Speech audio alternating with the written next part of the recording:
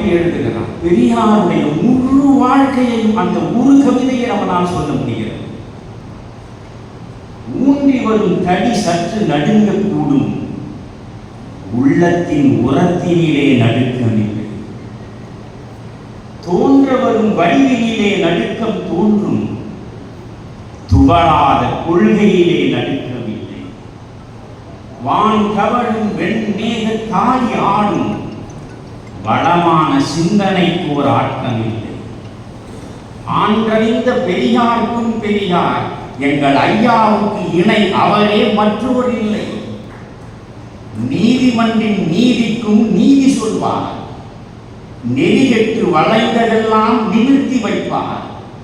சாதி எனும் நாகத்தை தாக்கி தாக்கி சாகடித்த பெருமை அவர் தமிழ் அவருக்கே உண்டு. சாதி எனும் நாகத்தை தாக்கி தாக்கி சாகடித்த பெருமை அவருக்கே உண்டு.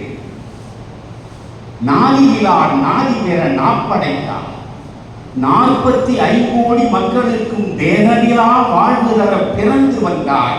பிறப்பினிலே பெரியாராய் தான் பிறந்தார்.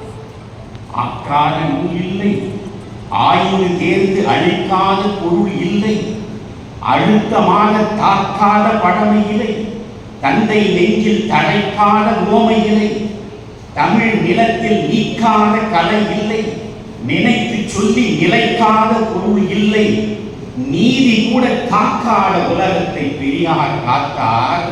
கருணை மழை மேகத்தை காலம் காக்கும். முழு வாழ்க்கையையும் ஒரு கவிதையில் எப்படி சொல்லி இருக்கிறான் என்று பார்க்கிறேன். கருணை மழை மேகத்தை கடவுள் காக்கும் என்றும் முடிக்கவில்லை.